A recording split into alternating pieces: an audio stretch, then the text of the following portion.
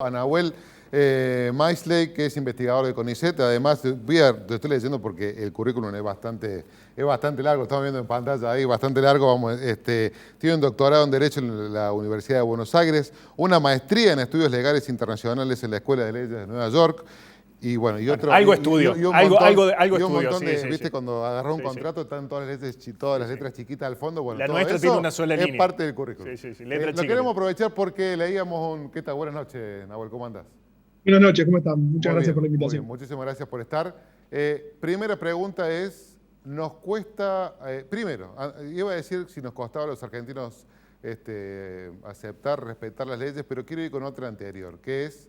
Este tipo de legislación que se ha implementado desde el gobierno nacional, que lo han continuado las provincias, estos DNU, estos decretos, se deben respetar, son leyes, pese a que no han pasado muchas de ellas por la legislatura ni por el Congreso. ¿Cómo tengo que tomarla yo, ciudadano habitual o ciudadano diario en el caso de Córdoba o de la Argentina?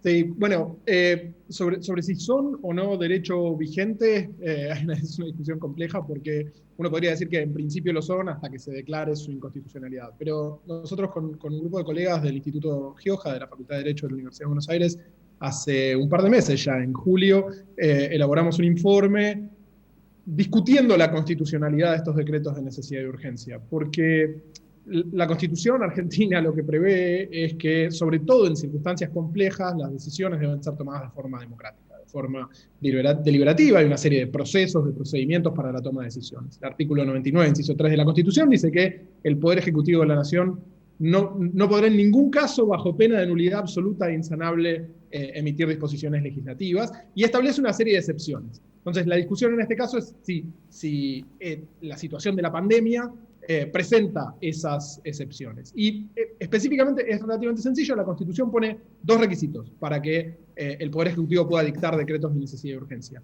El primero es, precisamente, valga la redundancia, que haya necesidad y urgencia, que haya una necesidad imperiosa de legislar sobre alguna materia de forma urgente. Y el segundo requisito es que el Congreso esté impedido fácticamente de llevar a cabo su tarea. Lo que nosotros decimos en el informe es que evidentemente esta situación era plausiblemente existente en marzo, cuando se tomó la primera decisión respecto de la cuarentena inicial. Había una necesidad, había una urgencia, el Congreso no estaba sesionando, entonces era casi un ejemplo de laboratorio de exactamente lo que los constituyentes querían con el 99 inciso 3. Ahora, a 7 meses de eso y con el Congreso funcionando, la legitimidad de ese proceso de toma de decisiones, en el cual, en última instancia, es un proceso cerrado, el presidente se asesora con distintos sectores y dialoga eventualmente con distintos sectores, pero la Constitución tiene un procedimiento para adoptar estas decisiones, que es que esto pase por el Congreso. Y no está pasando por el Congreso, las decisiones las está tomando el presidente, y dejando de lado encima la cuestión federal, ¿no? El presidente está decidiendo sobre cuestiones, qué pueblo se abre, qué pueblo no, qué restricción sigue, en qué pueblo no. Bueno, todo eso es cuestionable desde un punto de vista jurídico. ¿Y eso qué impacto tiene, Nahuel, en el respeto del ciudadano a lo que se está imponiendo, que es lo que estamos viendo en los últimos meses, que por más que se impongan restricciones, se dan estos episodios de rebelión, por decirlo de alguna manera, por parte de ciudadanos que resisten esas medidas? Sí, yo creo que definitivamente hay un factor de rebelión consciente, pero detrás de todo esto es todavía más preocupante, porque es el fenómeno que Carlos Nino, un jurista argentino muy importante, describía en un libro de 1992, un libro muy interesante, se llama Un país al margen de la ley. Nino decía que la Argentina tiene un fenómeno muy peculiar, que es una anomia boba, la llamaba él, anomia, a norma, una falta de cumplimiento de las normas que es boba, ni siquiera es que la gente no cumple para beneficiarse personalmente o por razones de que observa que hay un problema con la norma. Hay una cultura de incumplimiento de las normas. Y este tipo de procedimientos de toma de decisiones, oscuros, de espaldas a la ciudadanía, paternalistas si se quiere, ¿no? Hay una voluntad de cuidar a la ciudadanía sin creer que la ciudadanía tenga algo para decir respecto de las decisiones de cómo cuidar. De nuevo, esto puede ser razonable si hay que tomar una decisión en 15 días, pero si estamos hace 7 meses tomando decisiones sobre las escuelas, los gimnasios, lo que conversaban ustedes recién, ese tipo de conversaciones son conversaciones que deberíamos poder tener como sociedad.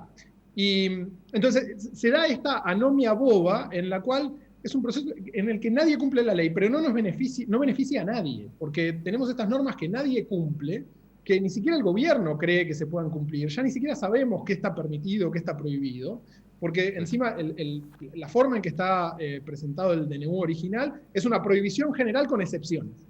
Entonces uno se tiene que poner a pensar si lo que va a hacer está dentro de las excepciones o no, cuando la regla en cualquier Estado de Derecho es la opuesta, ¿no? No hay restricciones, salvo que se especifiquen esas restricciones. Nahuel, te cierro con algo que vos planteabas en esta historia, en este hilo de Twitter, que es para que las normas, para que las leyes deban cumplirse, debería primero consensuarse entre todos. ¿Faltó este consenso entre el presidente y los gobernadores o entre el presidente y los legisladores para que nosotros entendamos que estamos violando realmente una ley para de una manera cuidarnos con respecto a este virus? Sí, si me permitís, yo creo que podemos conectar esta cuestión con lo que evidentemente a esta altura es un fracaso en términos de la cantidad de muertes que tenemos, la cantidad de contagios que tenemos y la importancia de la pandemia a 7 meses de su comienzo. No logramos frenarla, por lo menos no logramos frenarla exitosamente. Después podemos comparar si un poco mejor o un poco peor. Pero a esta altura debemos ser un poco autocríticos sobre lo que pasó. Y mi hipótesis es que el proceso de toma de decisiones nos hizo llegar a decisiones peores. Nos hizo llegar a decisiones peores porque quienes tomaban las decisiones no recibían inputs, no recibían información de las personas afectadas por las decisiones.